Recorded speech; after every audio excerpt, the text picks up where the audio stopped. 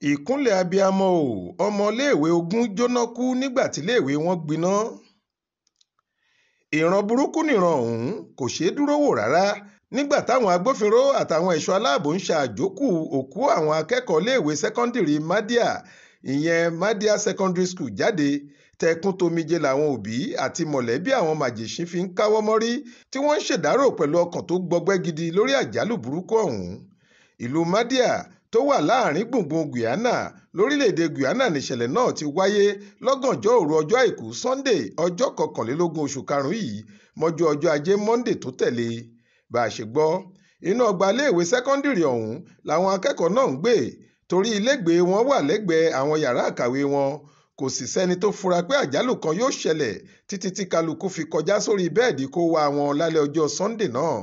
Nínú àtẹ̀jáde kan táwọn aláṣẹ orílẹ̀-èdè náà fi léde láàárọ̀ ọjọ́ ajé Monday ọjọ́ 22 oṣù karùn-ún yìí, wọ́n ní nǹkan bíi aago 12 òru kù ìṣẹ́jú díẹ̀ níná náà bẹ̀rẹ̀ àti pé ó jọ pé ọ̀dẹ̀dẹ̀ lẹ́gbẹ̀ẹ́ àwọn ògówẹ́rẹ́ ọ̀hún níná náà ti bẹ̀rẹ̀. Èéfín àpọ̀jù ni wọ́n ló ṣeé ṣe kó fí àwọn ọmọ ọ̀hún pa tí kò fi ṣeé ṣe fún púpọ̀ nínú wọn láti ríbi sá àsálà tí iná ọmọ rárá ọ̀hún fi ká wọn mọ́. A gbọ́ pé àwọn ọmọ kan ṣì wà yàtọ̀ sáwọn tí wọ́n rí òkú wọn yìí tí wọn ò tí ì mọ ibi tí wọ́n há sí, bóyá wọ́n ti bá ìṣẹ̀lẹ̀ ọ̀hún rìn ní o àbí wọ́n ṣì wà níbì kan téèyàn ò mọ̀. Bàálù àwọn òṣìṣẹ́ elétò ìlera orílẹ̀-èdè náà níjọba lọ fi kó àwọn tó rí kó yọ nínú jàǹbá ọ̀hún, àmọ́ tí ọ̀pọ̀ nínú wọn ti farapa yánnayànna tí wọ́n sì sáré gbé wọn lọ sílé ìwòsàn.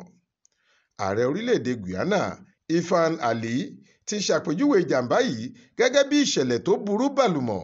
Ó ní èyí kì í ṣe ìṣẹ̀lẹ̀ bíntín rárá, ó sì kéde rẹ̀ gẹ́gẹ́ bí àjálù gbòógì nínú ìtàn orílẹ̀-èdè rẹ̀.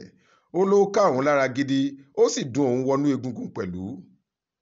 A ó máa gbàdúrà sọ́lọ́run ọba pé kí àánú àti ìtùnú rẹ̀ wà pẹ̀lú àwọn òbí, mọ̀lẹ́bí, ọ̀rẹ́ àti àwọn aládùúgbò tí èèyàn wọn fara gbà nínú àjálù mẹ́rìírí ni, gẹ́gẹ́ bí ààrẹ wọn ṣe sọ.